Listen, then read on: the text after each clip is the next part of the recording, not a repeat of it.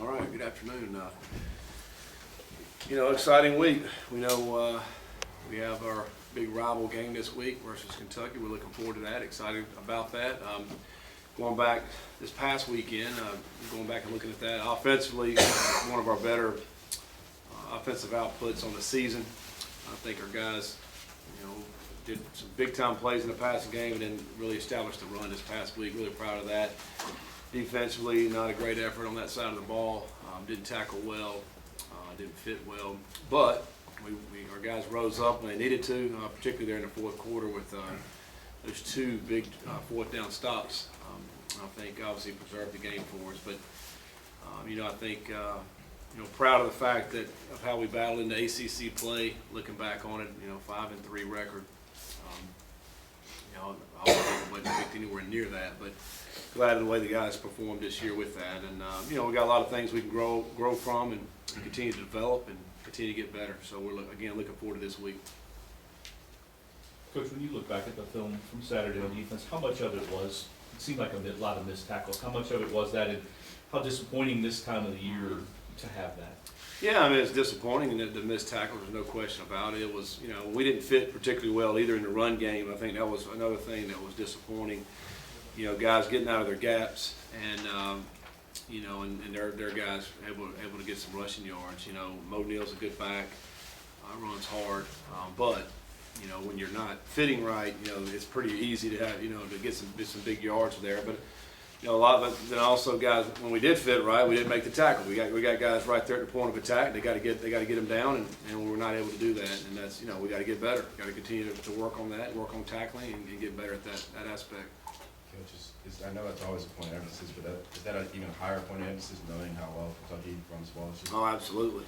It's outstanding rushing football team that we're getting ready to play here. With some good backs. Obviously, one of the better athletes we'll face, the one that's playing quarterback now. He's an outstanding athlete. It's been pretty amazing to see. You take a guy who's been a wide receiver and put him at quarterback, and they've still been very effective moving the football. It's the way they're doing it, playing good defense, controlling the clock, just old school, running the football, and it's produced them some good wins. And what they did, the last couple weeks in particularly, really, not throwing the football very much at all, but and teams knowing that and still can't stop it, that's pretty impressive. Now, Scott, when you were at App State, who was your primary rival? And since you've been here, what are some things you've learned about the rivalry with Kentucky? We were there. Georgia Southern was our big rival team. We made the jump together. I think we first started playing maybe in '93. And so it's over the years, and I think then, we were competing for championships, and we made the jump into Sun Belt, and they won the Sun Belt, and of course then we won some. So it was always seemed like whoever won that game had an opportunity to win the championship. So that was a big rivalry game for us. And then, since being here, I think that was pretty early on indicated that we needed to win that game against Kentucky. I mean. Obviously we're in the state of Kentucky, and the two big schools in this state competing. And I don't care what you're playing. My first game was at the Yum back in December when Kentucky came over to play in basketball. It was a big time atmosphere. It was awesome.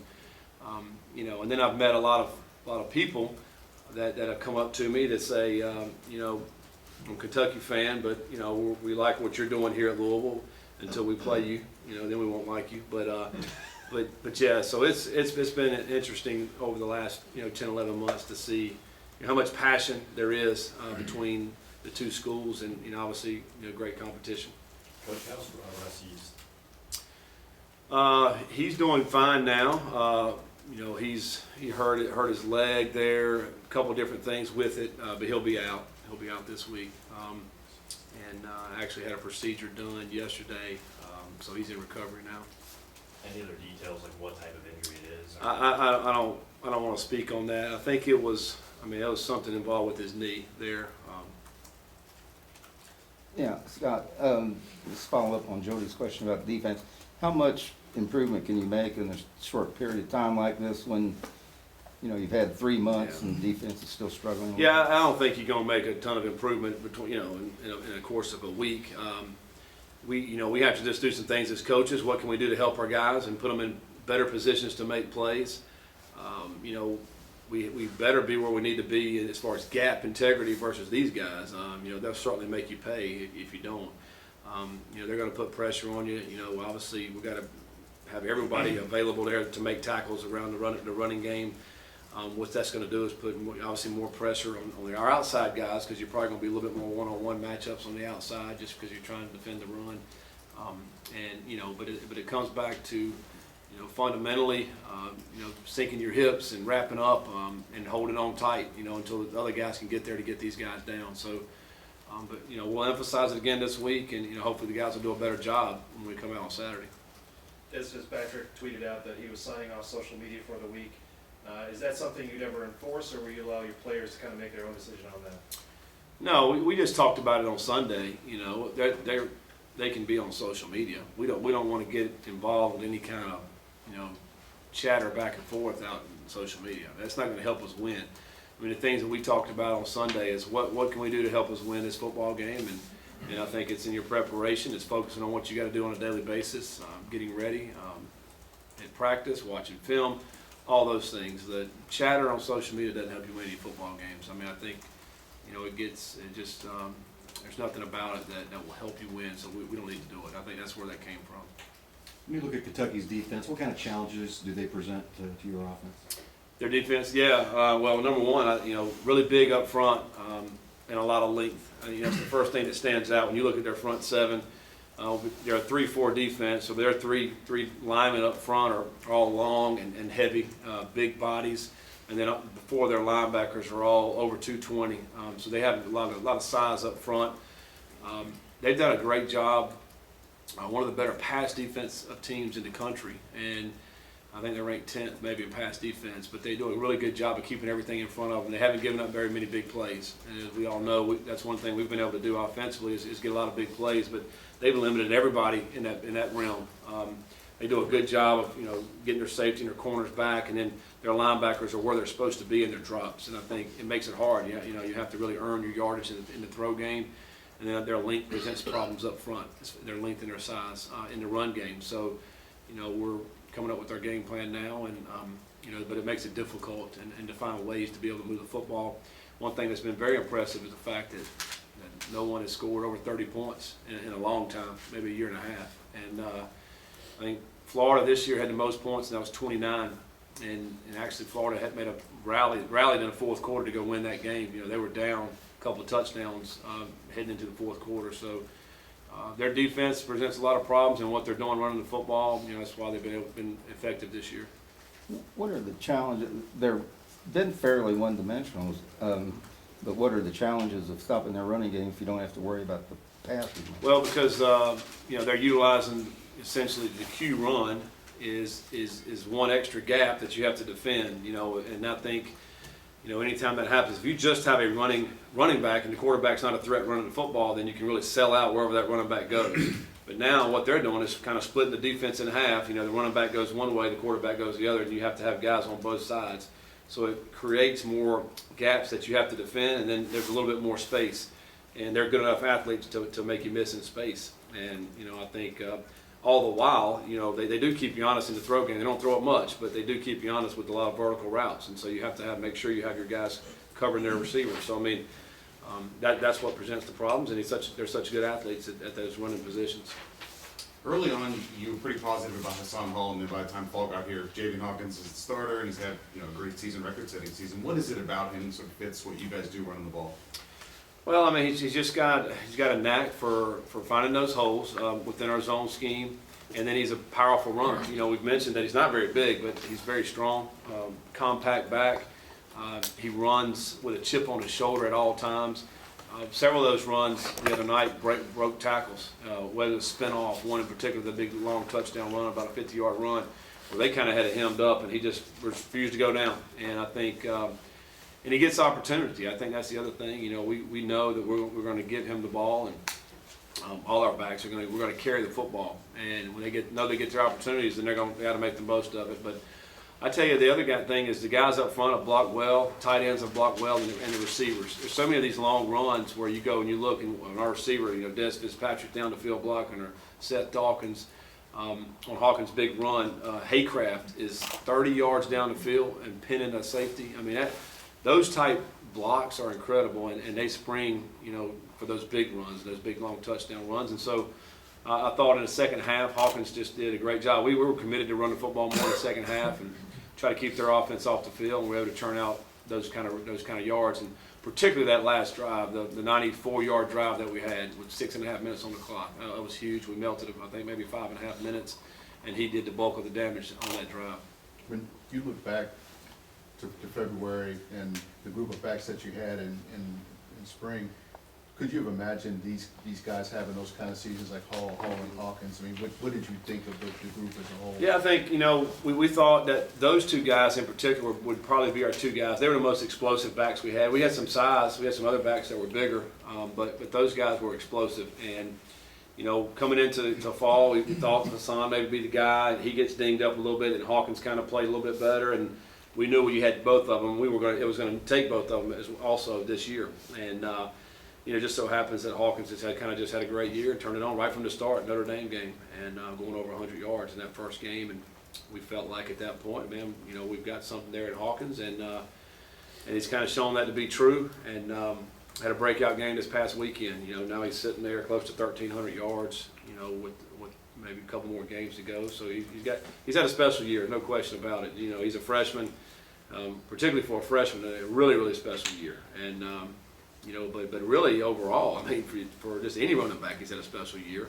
And we've kind of leaned on that, and then we've leaned on the big play. You put those two together, and it's been a great combination. I think, we're sitting here at number 2 in the ACC in scoring offense, and I don't think anybody would have thought that starting this year.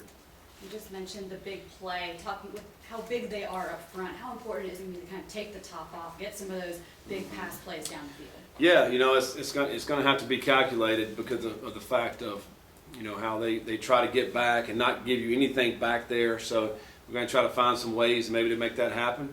But we do need to do it. We got to back them up a little bit so we can, obviously get that running game going. That's going to be the challenge in the cat and mouse game as we go forward this game.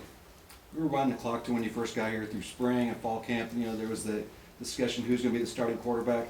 Mikhail's obviously become one of the most efficient quarterbacks in the country. Just talk a little bit about his progression from day one to now.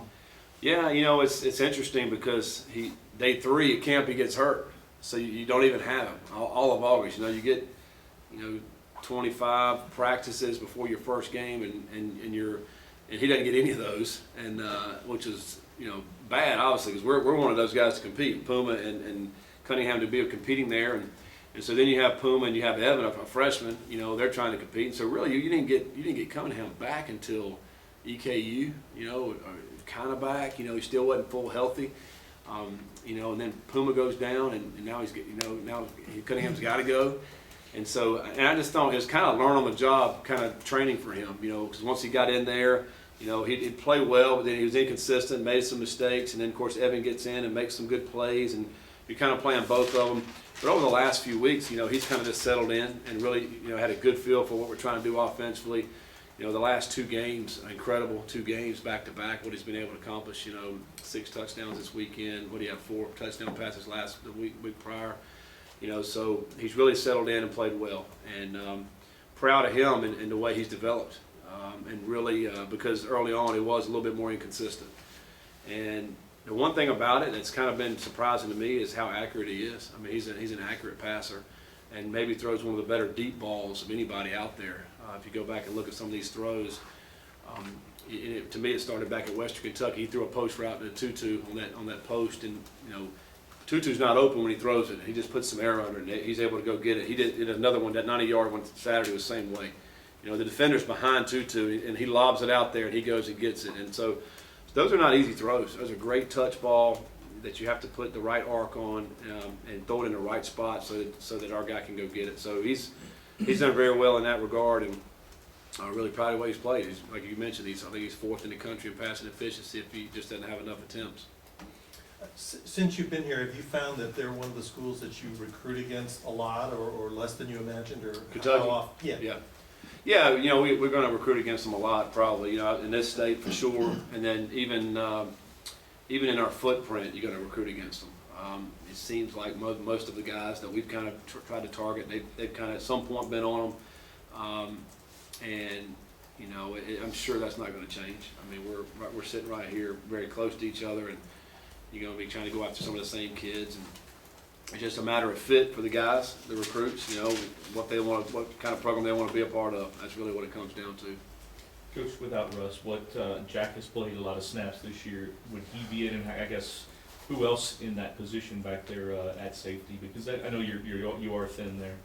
Yeah, Isaiah, will probably give us some more depth right there. Jack, Kane, those three really, and we'll kind of cross-train those guys, because you got two safety positions, so they'll really all three will have to know both positions there, and you kind of rotate those three around, and hopefully they stay healthy on Saturday. Was Isaiah?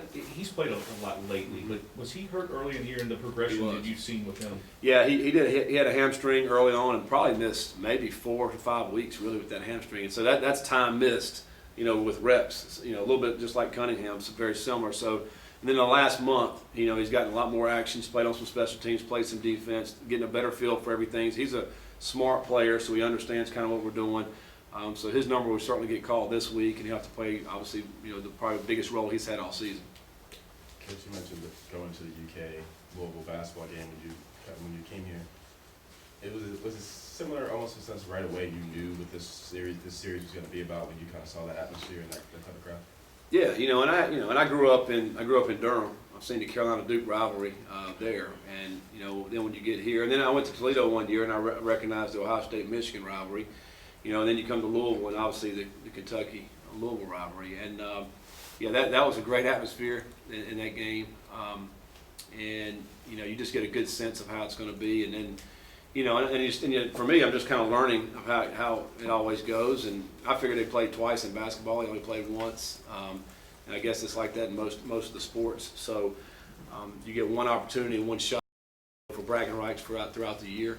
And I think that's probably the biggest thing is because we both, obviously Kentucky and us, we're in this state, and every time you go out in town, you're going to be around potentially the other fan base, and you always want bragging rights. So I think it makes for a good off season, whoever can win this game. You probably heard the story if you were in Toledo about the blowout Ohio State against Michigan.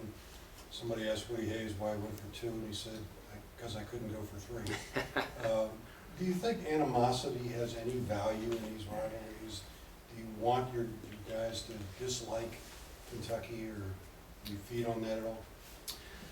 I don't know. I think sometimes you can get so caught up in that you lose the sight of what you have to do and what your job is to go out and play well at whatever your position. And I kind of saw that a little bit with our rivalry at Georgia Southern. Sometimes some of the games, we won a lot of those games, but sometimes you get so caught up in the hype of the game that you forget about my job is to block and tackle and throw and catch. And, to me, you have to focus on that. You have to, and it's not just another game. I mean, we understand it's bigger than that. It's the rivalry game. It's bragging rights. There's a lot of things involved with it, but you can't lose the fact of what you have to do. You have to prepare the best you can, like you do for all the other games, and then go out and perform at a high level. So, you just got to stay in the moment and not get caught up in all the hype. Coach, it's easy to see the stats that Hawk is having a good year and Atwell's having a good year. But how do you guys as the staff determine? Obviously we know Mekhi Becton's having a good year. Mm-hmm. But what do you guys see that you guys can put that in contextual to give it context? To give context, what do you maybe? So how well Mekhi's playing. Yeah, you just kind of go and look at just the overall body of work that he's been able to accomplish. And then obviously you have stats that they look at up front as far as missed assignments, pins, pancakes, all those type things. You also, for us is looking at where we're running the football, where we're headed with the ball. A lot of times we're over there on that side, just like we were Saturday night in that last drive. I think every ball went over there. he's playing he played at a different level Saturday night. There's no question about it, and was inspired and really got after it. But you can kind of see that throughout this whole season, you know, how he's finishing blocks. The last half of the season, I mean, he's trying to go after guys after the initial block. Early in the season, one and done, you know, but he's gotten better and better and better with that. It's been fun to see, fun to watch, fun to see the joy on his face, the way he plays, and that's contagious as well for the other guys. And to clarify about Russ, obviously you said he'll be out this weekend, but do you think he'll be available for the ball game? That's going to be in question, but today I would say probably not. He'll certainly be ready for spring practice. You know, it's not one of these deals where he's going to be out 6 to 8 months. I mean, but you're looking at about a month from now, so that'd be tough I think for him to make it. I would say probably not, but we'll see how it goes over the next couple of weeks.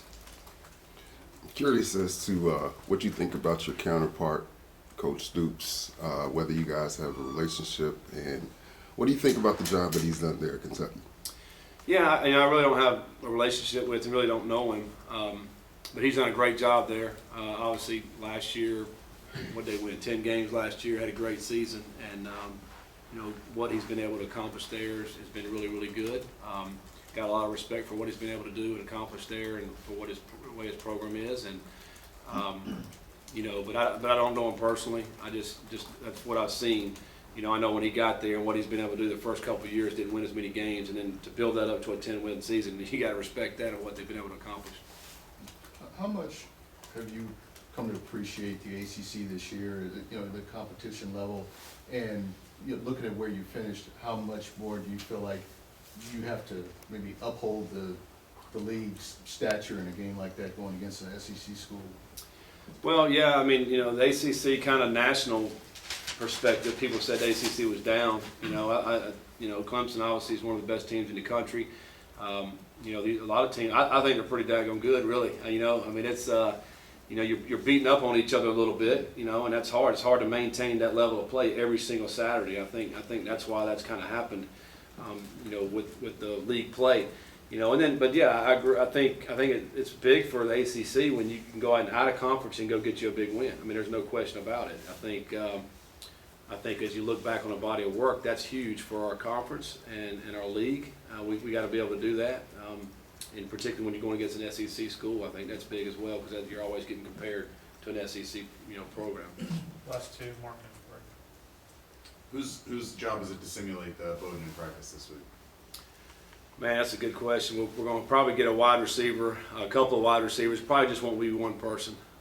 We'll probably get a couple guys that have been playing wide receiver on that end of the field that can run around and put them at quarterback and let them and do that. We don't have anybody that can do it. I mean, quite honestly, it's all going to be about fitting right anyway, and tackling.